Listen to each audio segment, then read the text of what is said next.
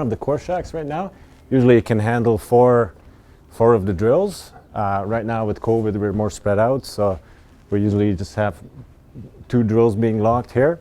And then there's 2 other core shacks that we can also visit afterwards.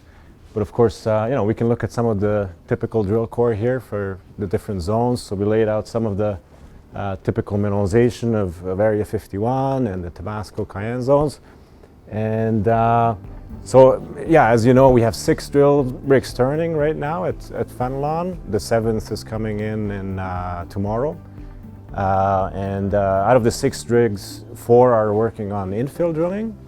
So because last year we did very aggressive 75, 100 meters space step outs to define the footprint and keep expanding the known zones. Now we have to be a little bit more disciplined and come back and actually infill, do more infill drilling at regular spacing. We're aiming about 40, 50 meter spacing. And I'll show you here on the maps in a little bit more detail. And then we're also doing some wedge holes that are even closer spaced, 15 to 30 meter spacing. So that way we can understand the continuities of the mineralization. We have some of the geologists here that are working right now. We have quite a few new geos that just started with us in the last few weeks because we're adding the 7th drill and then we're adding an 8th drill. This is a plan view of the Fenelon gold system. Here you can see this used to be the property boundary before we acquired Balmoral. So you can see the deposit was already, the gold system was starting to push the limits of the boundary. So after the acquisition of Balmoral, now we can also test the surrounding area. And you can see historically the main gabbro was the only known mineralized zone, and that's where we took the bulk sample. That's where the underground infrastructure is. And then all this mineralization was discovered last year. So we didn't know of the Jeremy diorite before, but now we understand that that's a major control on the gold mineralization. And you can see here the section labels. So this is about 700 meters strike length of what we have most tightly drilled so far, and then we keep stepping out in both directions. We have the Tabasco Cayenne, which is our main shear system here, and then we have the Area 51, which is mainly hosted by the diorite, but we're also seeing more and more of it outside in the sediments.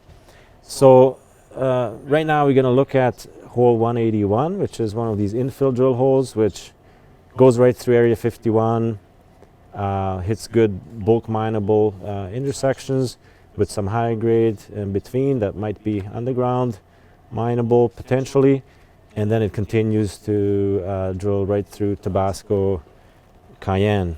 If we look at the Tabasco long section here, so you can see the strike lengths of about 600-700 meters, which is mostly test so far, down to about 1 kilometer, and the highest metal factor shoot shaping up here. And with the infill drilling, we're focusing on some of these areas where the spacing is quite broad right now, 150 meter spacing. So we're filling that in now and trying to understand exactly the grade distribution in Tabasco. So this hole that we're going to show here now is hole 181, which actually in the previous press release, the high metal factor would have actually gone around this area, so we didn't really know much about this area. But now that we drilled through here, we got 5 grams over 100 meters with some pretty spectacular higher grade subintervals. So now we understand the high metal factor actually expanded in there, and so we have a really good 4-5 gram per ton over tens of meters in this area, and then with the higher grade shoots in between. If we look at in cross section, just to put the whole geology in perspective, so you can see the Jeremy diorite as it's dipping towards the north. We have the sediments, which are in gray, the gray wackies and the argillites. And the Tabasco Cayenne zones are mainly developed along the edge of the diorite and into the sediments. And then Area 51 is mainly in the diorite and a little bit below that as well. And what's really nice is the drilling is very efficient. You can see all of our drill holes, basically they go right through all these different zones. So there's very little waste rock that we would be drilling through. So while we're drilling towards the Tabasco Cayenne zones, we're also getting good Area 51 mineralization and getting more and more information about that. So in this hole 181 that we're going to look at, there's first a nice zone of Area 51, 1.33 grams over 53 meters, and then the drill hole continues, and it actually goes onto the next section, which is over here. So this is 75 meters over the other section, and so the hole actually pierces through the Tabasco Cayenne shear zones here, and that's where we're getting 5 grams over 100 meters with these sub intervals there. Now we have these other blue holes, they're still pending, but you can see also they hit good gold mineralization in Area 51. These stars, they're all visible gold intersections where assays are pending. So of course we're quite excited to get the results of this 190, 197 as well, which seems to continue this mineralization. Yeah, so let me introduce you to Daphne. She's one of our logging geos here, who's been working here for a couple of years. And yeah, so we're going to look at some of the Area 51 mineralization. Yeah, can you say some of the, what are the typical characteristics of what we can see here? So this is the typical mineralization of Area 51. You can see this diorite rock that's sometimes intruded by these gabbroic dikes like this. As you can see, the fresher, less altered part of the rock does not host mineralization very much. The mineralized parts are mostly in these chlorite, silica altered portions of it, and typically in these sulfide-rich veins that have like chalcopyrite and pyrite, different kinds of sulfides, arsenopyrite also. The veins are like gray and have VG sometimes too. So here the mineralization continues. You can see these gray smoky quartz veins are usually related to the gold system, and they have a very consistent orientation. You can pick them out right here. You can see some chalcopyrite here in some of the veins, and then here there's actually specks of visible gold right there and right there. So that's sort of what the typical mineralization looks like. Lots of chloride alteration, the textures are starting to be obliterated. And then here, mineralization keeps continuing. And again, some nice examples of these gray, smoky quartz veins. Again, with visible gold there. So you can always see a few specks of visible gold and chalcopyrite.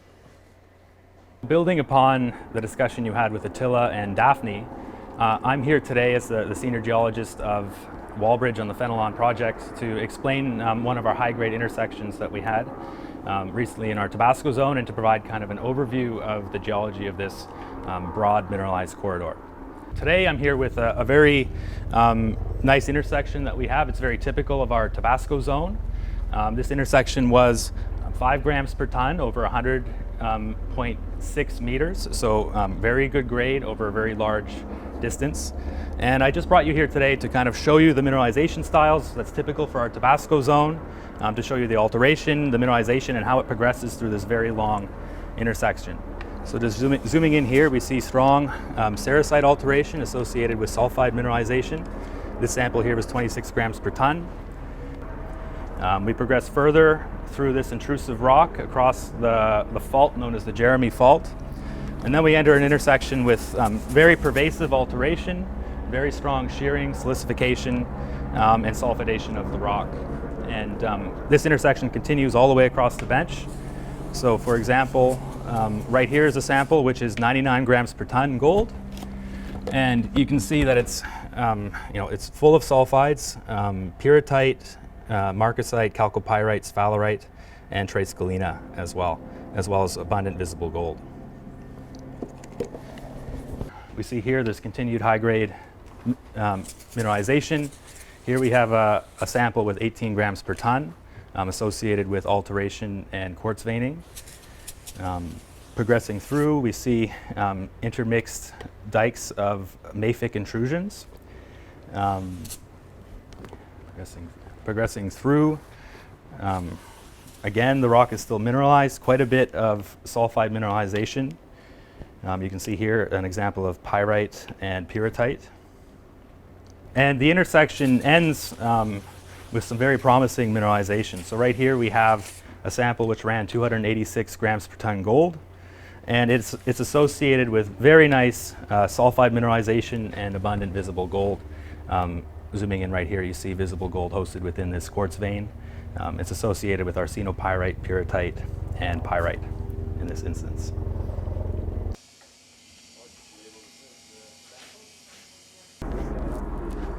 Hi, we're going to discuss here Tabasco intersection that was an interesting grade. We had 51.7 meters at 4.06 gram per ton, including a 19.15 meters at 8.41. It's in the lowest part of the high-grade chute in Tabasco, and I'm going to walk you through the core if you guys can follow me.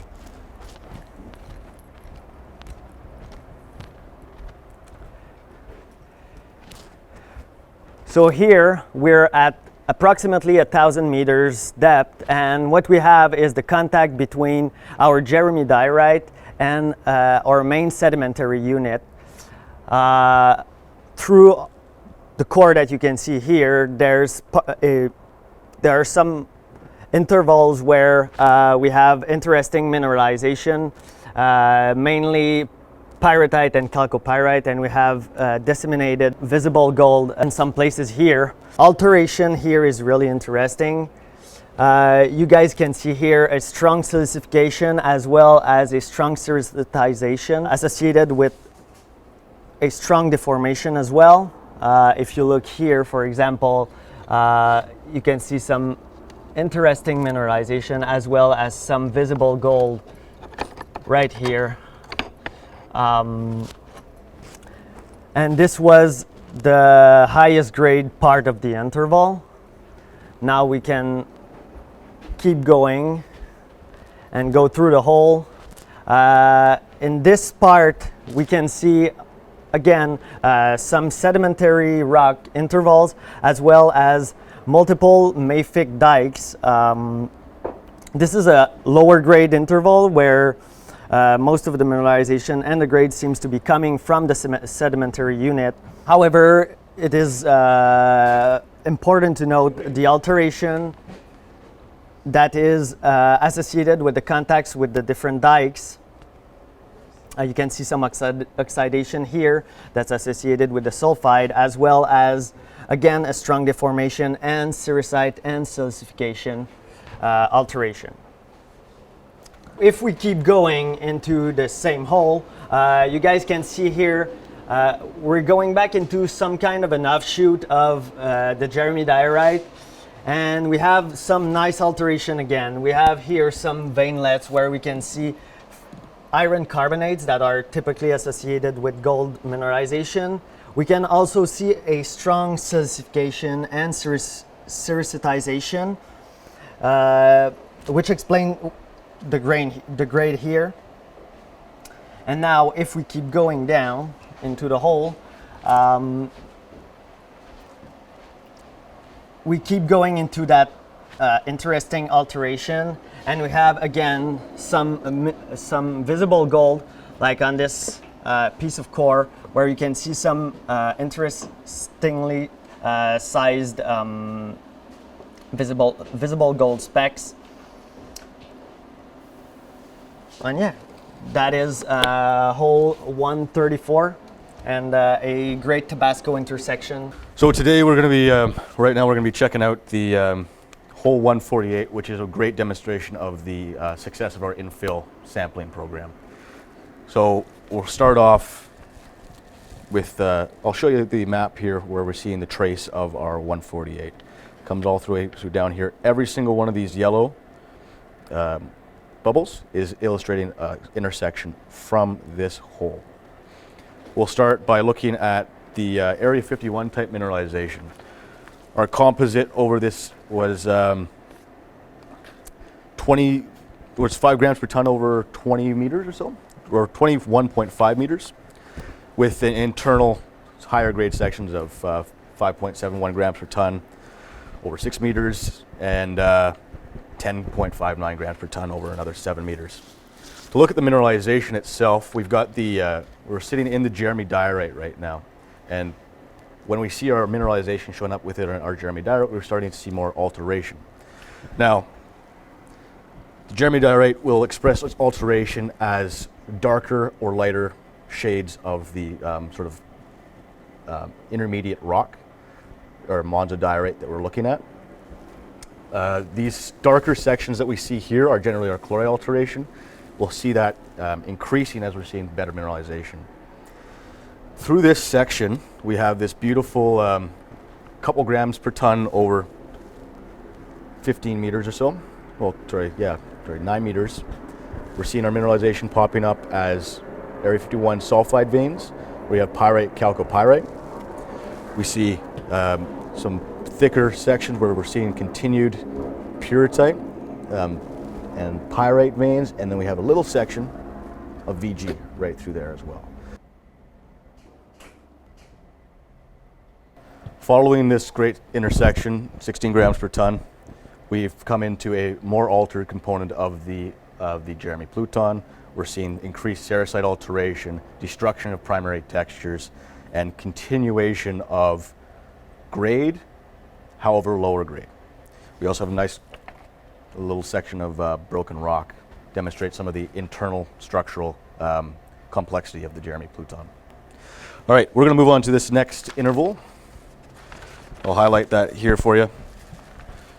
This section is 692 to 702, where we have a composite of 5 grams per ton over 9.5 meters. Again, this is within our Jeremy pluton. We have a really good demonstration of strong alteration of the Jeremy pluton here. And absolutely stunning chalcopyrite mineralization associated with this sericite destruction and destruction of primary textures within the Jeremy pluton.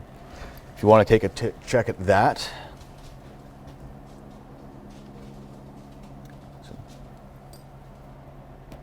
there.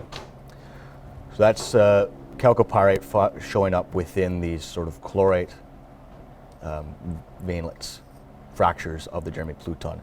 Now, if we follow that up hole, we get to a great section where we have another piece of VG along an Area 51 vein bearing visible gold, bearing visible gold along this Area 51 vein.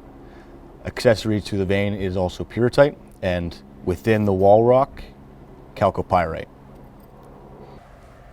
So we come from this area of increased alteration through to a more traditional Jeremy diorite, where we're seeing our albite alteration of plagioclase and a little bit of biotite replacement of the mafic phase of the diorite, mafic garano-diorite, apologies.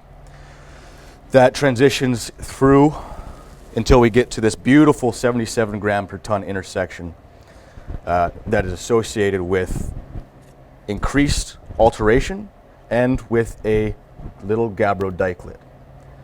Now, if we take a look at this entire interval, we can see how the alteration starts. We have an increased albitization, come through nice smoky white quartz veins bearing chalcopyrite,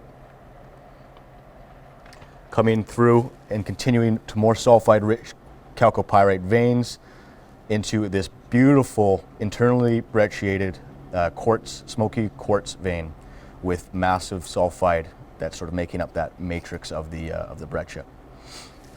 Sulfide is pyrite, chalcopyrite, and within this itself there's another little speck of VG, and then another one, and running 77 grams per ton, this entire interval, this entire vein and interval is loaded with VG. I would really like to draw your attention to this contact with the gabbro. It's a small little gabbro dike, and it has effectively provided us a nice rheological, internal rheological change that has allowed for increased grade, presumably in this section. I'll now take you from the Tabasco into the Cayenne. The Cayenne and the Tabasco sort of act together as this composite shear corridor, especially at this depth where we're intersecting Tabasco over 24 meters, followed by really strong mineralization of the Cayenne over 24 meters, or sorry, over 15 meters, including 71 grams per ton over 3 meters. Now this is a grand intersection. This is a great intersection within the Cayenne. The Cayenne itself is generally found to have these splays within the graphitic argillite, and within the graphitic argillite section with small intrusions of gabbro, but consistent intrusions of gabbro. So we're having a larger component of our gabbro intrusions through this section, which sort of associates it with our main gabbro zone as projected to depth. Mineralization through this interval, phenomenal. We have this one interval I want to bring your attention to. One sample came back over, call that 0.7 meters with 171 grams per ton. We see VG prolifically through here. I want to bring your attention specifically to this little cluster of beautiful VG right in there. Finally, I'll bring us to this last phenomenal sample that we got back. Again, strong shearing within the Cayenne zone.